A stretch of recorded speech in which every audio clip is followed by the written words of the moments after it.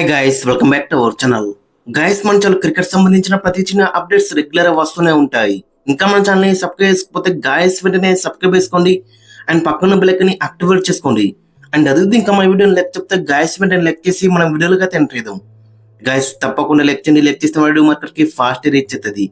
ఇక India versus England మొత్తం 3 మ్యాచ్ల ఓడిఐ సిరీస్ లో ఆల్రెడీ ఫస్ట్ మ్యాచ్ మన టీం దే గెలిచింది. సెకండ్ మ్యాచ్ వచ్చేసి ఇంగ్లాండ్ అయితే గెలిచింది. సిరీస్ వచ్చేసి ఇప్పుడు ఈక్వల్ గా డ్రా అయిందని చెప్పుకోవచ్చు. సో నెక్స్ట్ మ్యాచ్ వచ్చేసి ఆఖరి మ్యాచ్ వచ్చేసి చాలా ఇంట్రెస్టింగ్ గా ఉండబోతుంది. సండే రోజు 19th జూలైన ఈ ఆఖరి మ్యాచ్ స్టార్ట్ కాబోతుంది లార్డ్స్ లో. మరి ఈ మ్యాచ్ కి మన టీమిండియా తుది జట్టు ఏ విధంగా ఉంటది? సెకండ్ మ్యాచ్ లో చాలా డిసప్పాయింట్మెంట్ అయితే ఏసీలు. మెయిన్ గా చూసుకుంటే జో రూట్ అయితే అవుట్ చేయలేకపోతున్నారు. ఫస్ట్ మ్యాచ్ లో అదే కనబడ్డది, సెకండ్ మ్యాచ్ లో కూడా అదే కనబడ్డది. మెయిన్ గా చూసుకుంటే మిడిల్ ఓవర్స్ లో ఆ వికెట్ టేకింగ్ బౌలర్ అయితే మనకైతే కనబడతలేడు. మెయిన్ గా చూసుకుంటే స్పిన్ డిపార్ట్మెంట్ లో ఇనిషియల్ పేసర్లు కొంచెం మంచిగా రాణిస్తున్నారు. బట్ ఆ మిడిల్ ఓవర్స్ లో స్పిన్నర్ దగ్గర నుంచి ఆ వికెట్స్ అయితే మనకైతే కనబడతలేవు. సో చాలా డిసప్పాయింట్మెంట్ అయితే కనబడుతుంది.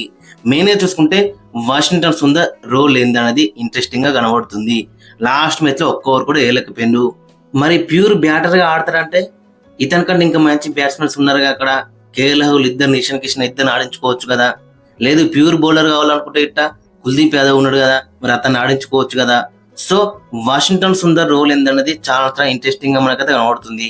మరి ఆ రోల్ ఏందన్నది గౌతమ్ గంభీర్ కి అర్థమవుతుంది, మరి అది ఎందుకు ఆడుతున్నాడు అనేది. సో చాలా డిసప్పాయింట్ చేస్తున్నారు. ఫస్ట్ మ్యాచ్ లో ఏదో అక్కడ 50 కొట్టిండు, ఎందుకంటే నెట్ రన్ రేట్ ప్రెజర్ లేదు. సో కాబట్టి అక్కడ 50 అయితే కొట్టిండు. సో బట్ ఇలాంటి క్రూషియల్ మ్యాచెస్ లో మరి తన దగ్గర నుంచి మ్యాచ్ విన్నింగ్ పర్ఫార్మెన్స్ వస్తా అంటే మనకి చాలా డౌట్ కనబడుతుంది. మరి ఇతను ఎందుకు ప్రతి మ్యాచ్ లో, ప్రతి సిరీస్ లో, ప్రతి ఫార్మాట్ లో ఆడుతున్నాడు అనేది చాలా ఘోరంగా అయితే మనకైతే కనబడుతుంది. గైస్ ఖచ్చితంగా మీరే కింద కామెంట్స్ అయితే మెన్షన్. మరి వాషింగ్టన్ సుందర్ రోల్ ఏందనేది. లాస్ట్ మ్యాచ్ లో బ్యాటింగ్ లో చాలా డిసప్పాయింట్ చేసిండు, బౌలింగ్ లో ఒక్క ఓవర్ కూడా వేయలేకపోతున్నాడు. సో కాబట్టి అతని ప్లేస్ లో ఇంకా వేరే వాళ్ళు చాలా ప్లేయర్స్ అయితే ఉన్నారు అక్కడ. వాషింగ్టన్ సుందర్ ప్లేస్ లో ఒక ప్యూర్ బౌలర్ ఆడించుకున్నా చాలా బెటర్ అయితే ఉంటది. లైక్ కుల్దీప్ యాదవ్ మనకి వికెట్ టేకింగ్ బౌలర్. ఆ మిడిల్ ఓవర్స్ లో జెన్యున్ వికెట్స్ అయితే తీస్తాడు. జెన్యున్ గా ప్రతిసారి వికెట్ తీస్తాడు. ఒకటి కుల్దీప్ యాదవ్ ఖచ్చితంగా థర్డ్ మ్యాచ్ ఆడి తీరాల్సిందే. 100% కుల్దీప్ యాదవ్ థర్డ్ మ్యాచ్ ఆడి తీరాల్సిందే. ఆ మిడిల్ ఓవర్స్ లో వికెట్స్ అయితే మనకి అస్తలేవు. ఫస్ట్ మ్యాచ్ మనం గెలిచిన గానీ ఆ మిడిల్ ఓవర్స్ లో మనం వికెట్స్ అయితే తీయలేకపోయినాం.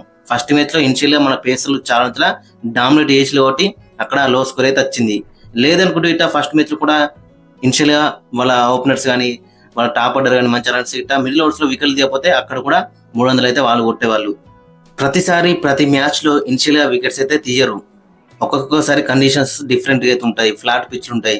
సో అక్కడ టాప్ ఆర్డర్ వాళ్ళు మంచిగా రాణిస్తారు. సో కాబట్టి మిడిల్ ఓవర్స్ అన్నది చాలా ఇంపార్టెంట్. మిడిల్ ఓవర్స్ లో జెన్యున్ వికెట్ టేకర్ అనేది చాలా ఇంపార్టెంట్ అని చెప్పుకోవచ్చు.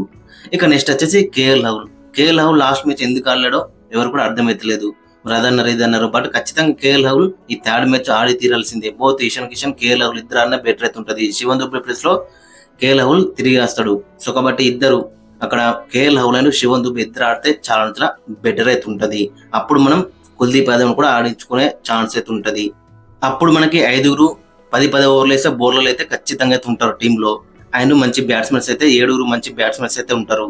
సో కాబట్టి ఈ స్ట్రాటజీతో వెళ్తే చాలా బెటర్ అయితే ఉంటది. శివన్ దుబే కూడా కొంచెం డిసప్పాయింట్ అయితే చేస్తున్నాడని చెప్పుకోవచ్చు. ముఖ్యంగా బ్యాటింగ్ లో. బౌలింగ్ లో 6 ఓవర్లు వేసిండు, 32 రన్లు అయితే ఇచ్చిండు, ఒక వికెట్ అయితే తీసుకున్నాడు.